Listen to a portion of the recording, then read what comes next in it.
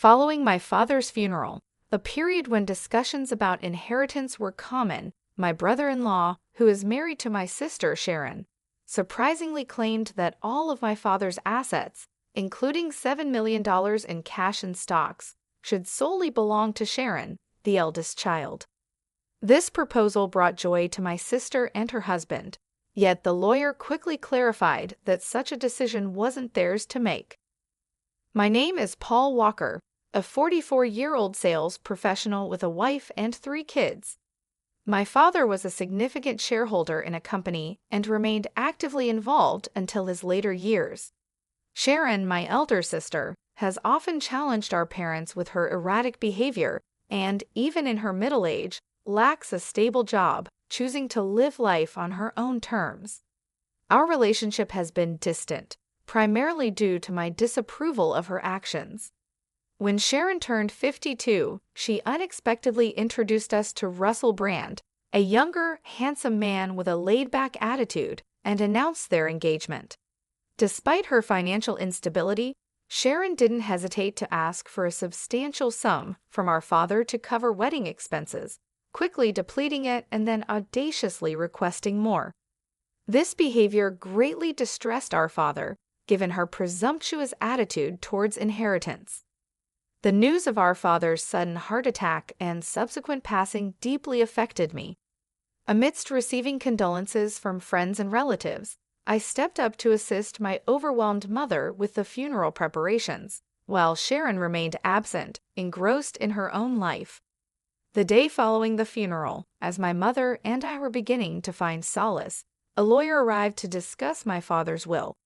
Unaware of its contents, Sharon and her husband audaciously interrupted, asserting that Sharon was entitled to all of my father's stocks and the $7 million inheritance, leaving my mother and me speechless at their boldness. In a moment filled with anticipation, my brother-in-law jubilantly proclaimed, "We've made it, Sharon. This inheritance sets us for life," his fist cutting through the air in triumph. The lawyer, taken aback by such presumption, intervened with a caution, capturing my sister's fierce gaze. He looked at them both squarely and revealed, "Sharon, you have no claim to the inheritance." My sister and her husband, visibly shocked, countered with disbelief, arguing that as the eldest daughter, Sharon was naturally entitled to everything. It was evident my brother-in-law had placed all his bets on this inheritance, convinced it would all go to my sister.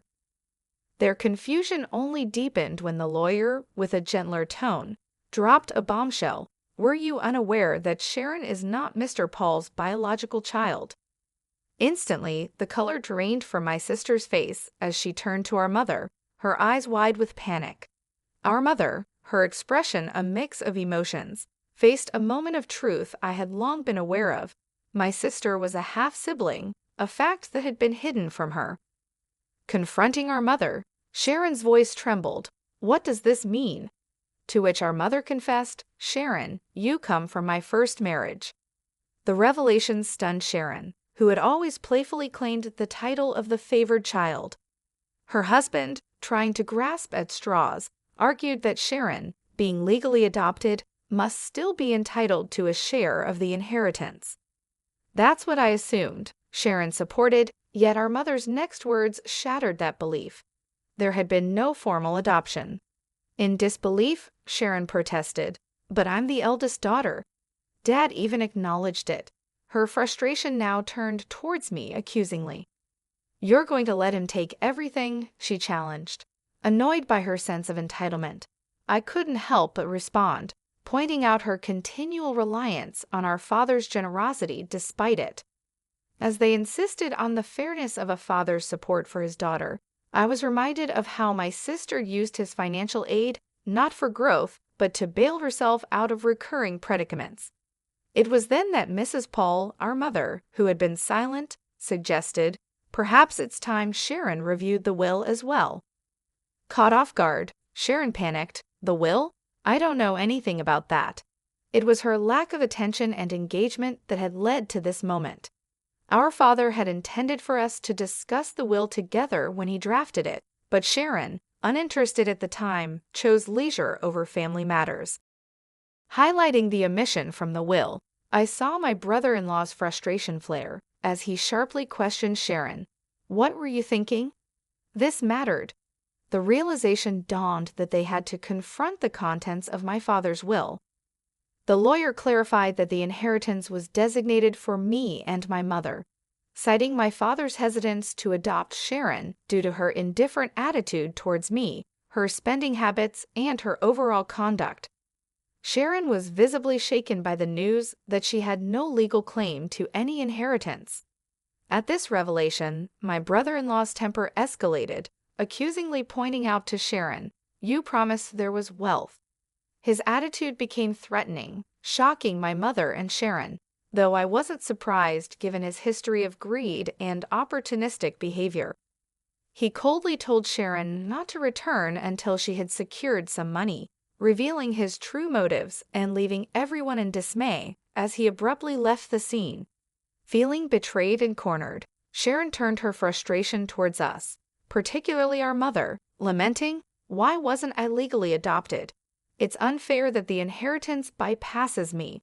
Her outburst was raw and filled with a sense of betrayal, causing a stir that the lawyer witnessed with a seasoned calm. When Sharon accused me of being the undeserved beneficiary simply because I was our father's biological son, her words cut deep. But I realized that my existence was not the root of her exclusion. It was her actions and choices. Before the situation could escalate further, the lawyer intervened, warning that her behavior could lead to legal consequences, a reminder that made Sharon pause, likely recalling her previous misdemeanors. As time passed, the inheritance process concluded smoothly, thanks in part to the lawyer's expertise, leaving no room for further dispute from Sharon or her husband. Despite their initial discontent, my mother decided to give Sharon some financial assistance, a gesture I chose not to comment on. Their subsequent disappearance with the funds only underscored their true intentions, leaving a bitter impression among our relatives who were privy to the saga. Seeking to uplift our spirits, I organized a family meal with my mother, wife, and daughter. The outing, suggested by my wife, brought a noticeable change in my mother's demeanor, brightened by the presence of her granddaughter, offering a moment of joy amidst the ongoing family turmoil. During a moment of calm, I suggested to my mom, "How about moving in with us?"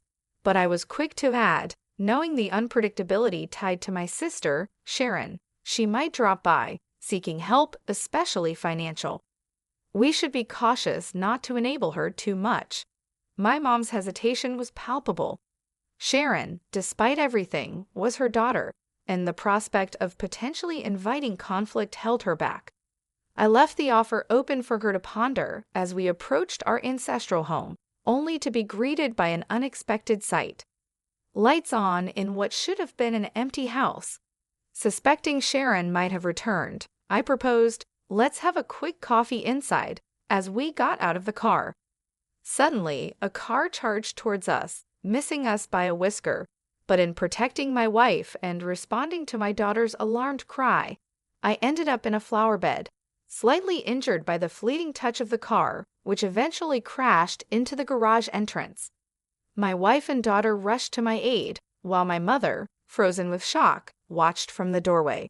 The incident led to my hospitalization overnight, and I later found out that Russell Brand, my brother-in-law, was behind the wheel, claiming a mix-up between the accelerator and the brake, a story I found hard to swallow. When my mother and sister visited me in the hospital, Sharon's response to my condition was chilling, hinting at her disappointment in my resilience, almost as if she had hoped for a more beneficial outcome for herself. I couldn't resist commenting on her apparent wish for my demise to claim the inheritance, noting her unease as she diverted her gaze. I then revealed that our mother intended to relinquish her inheritance in my favor, making any drastic actions from their side futile. My sister's shock was evident. The concept of foregoing a rightful inheritance seemed alien to her. I further explained that, in preparation and following our father's prudent approach, I had already drafted a will, ensuring my family's future, thus redirecting the inheritance away from our mother directly to them. My sister's plea for a share from the speculated $7 million, under the guise of familial generosity, only highlighted her desperation and misunderstanding of our family's values and intentions. In the aftermath of firmly rejecting my sister Sharon's demand for a substantial share of the inheritance, the atmosphere in the hospital room shifted dramatically. Sharon's demeanor transformed, her face contorting into a visage of pure fury as she physically accosted me, her hands gripping my collar in desperation. "Give me half, I'm your sister," she demanded, her voice laced with a chilling blend of anger and desperation. It was a distressing sight, witnessing her descent into what appeared to be a state of irrationality, driven to the brink by her intense desire for the inheritance. Her actions, so starkly at odds with the values our father held dear, made me regard her with a deep sense of pity and disappointment. "Do you not realize how your greed would have disappointed Dad?" I questioned, hoping to ignite some sense of reason within her. Yet this only served to inflame her anger further, as she made a grab for my throat in a shocking escalation of violence. The situation took a dramatic turn when our mother's voice, tinged with alarm and authority, cut through the tension. Nurses quickly intervened, escorting a visibly shaken Sharon away from me. Despite the turmoil, it was evident that my mother's heart ached for Sharon, her biological daughter, even though Sharon had directed her vitriol towards her as well. "Where did I go wrong in raising her?" my mother lamented, a question heavy with sorrow and regret that echoed in the sterile hospital corridor. The emotional and physical toll of the incident was soon overshadowed by my mother's deteriorating health. As her condition worsened, my wife and I found ourselves more involved in her day-to-day care, a development that seemed to provoke Sharon's resentment. Her feelings of exclusion were palpable, especially as she confronted the reality of our increased presence in our mother's life. This tension reached a boiling point when Sharon, in an abrupt phone call, insisted that she and Russell would take over caring for our mother, effectively sidelining my wife and me. Her declaration was unexpected and filled with a certainty that brooked no argument. Despite my attempts to reason with her, to discuss what was best for our mother, Sharon remained unmoved, ending the call with a finality that left us stunned. Confirming this sudden shift with my wife, who had received a similar message, we were both left concerned for our mother's well-being, especially considering Sharon and Russell's lack of experience in caregiving and household management. Surprisingly, Russell claimed to have some caregiving experience, a small comfort given our mother's still manageable level of independence. Yet this reassurance was short-lived. Within a month, a grave medication error sent our mother to the hospital, her condition alarmingly frail. It was a mistake that was unlike her, known for her meticulousness, especially with her medication. As my wife remained by my mother's bedside, offering the support and love she needed, I ventured back to the family home. What greeted me was a scene of neglect, a bare refrigerator, a poignant reminder of my mother's once vibrant love for cooking, and the absence of the household help that had been a staple in our family's life. The disarray spoke volumes of the care or lack thereof that Sharon and Russell had promised, casting a long shadow over their capability to manage the responsibilities they had so confidently claimed they could handle. Discovering that a considerable sum of money had been withdrawn from my mother's bank account filled me with regret for ever placing trust in my sister. Despite the safety measures, with her bank card and PIN securely locked away, the funds meant for everyday expenses had nearly vanished, while thankfully, the inheritance remained safe in a separate deposit box. This breach of trust prompted me to collect necessary items for my mother's hospital stay, including her bank card, to address the financial anomaly. Upon discussing the situation with my mother, it became apparent she was oblivious to the mishandling of her bank card. Yet, when the conversation shifted to the medication mishap, a shadow of sorrow crossed her face as she admitted it was Russell, my brother-in-law, who had prepared it. The suggestion that Sharon should no longer be welcomed into the house seemed more urgent than ever. My mother's condition and the chaotic state of our home were alarming. "Mom, you need to stay with us," I insisted, envisioning a peaceful home for her recovery.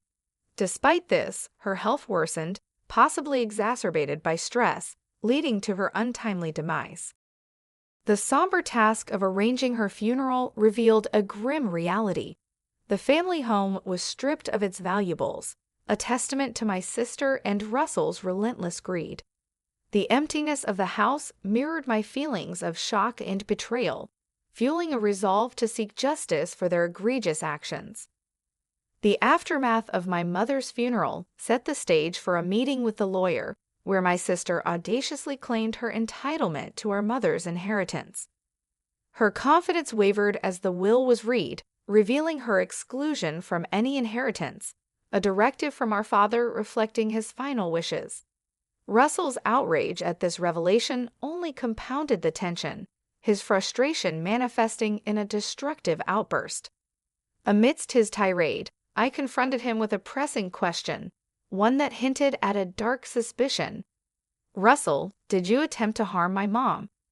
The gravity of the situation hung in the air, marking a pivotal moment in our family's saga. As we awaited his response, the truth of their actions poised to come to light under the scrutiny of the law.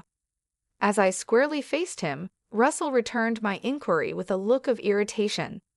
"I've done nothing wrong," he defensively claimed when questioned about the medication error.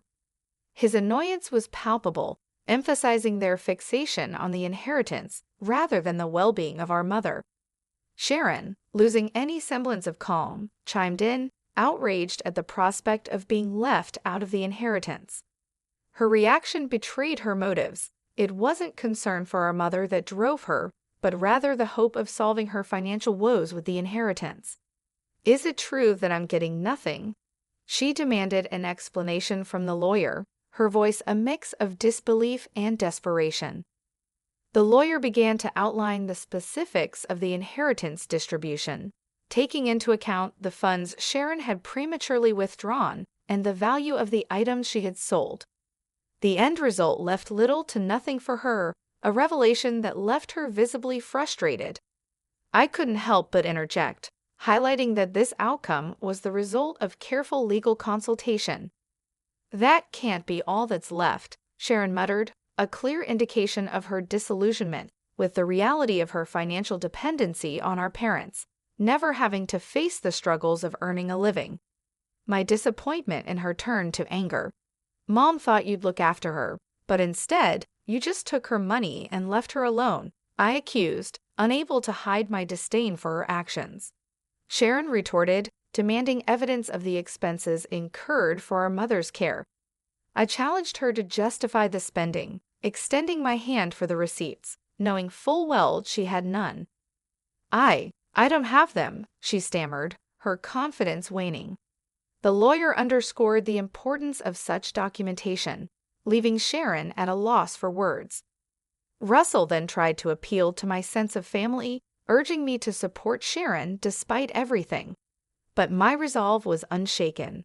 Their desperation was evident, and Russell's admission that Sharon would have inherited everything if their plan had succeeded only added to my suspicion of their true intentions. "What do you mean by that?"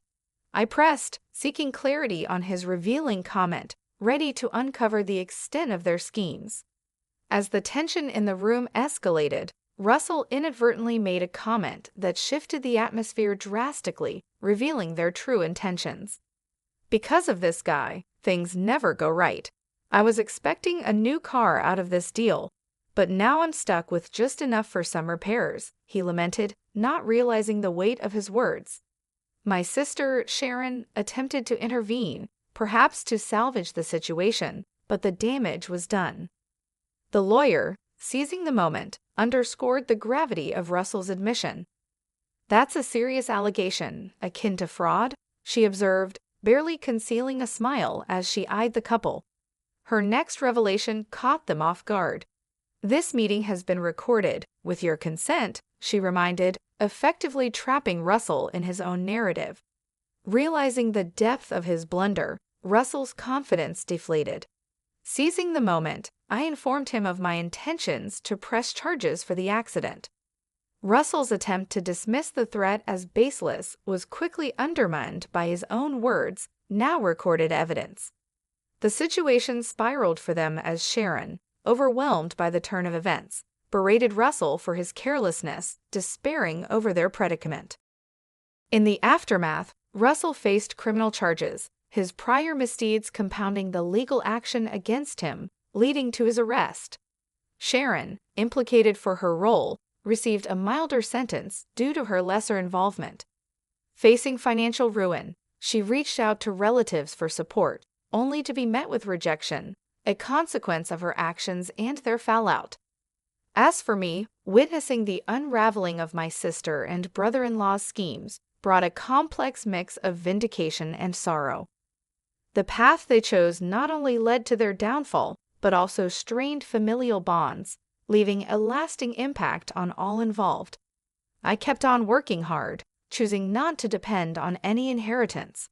Instead, I found comfort and a bit of joy in the dividends that came from my investments in stocks, considering it a small but satisfying reward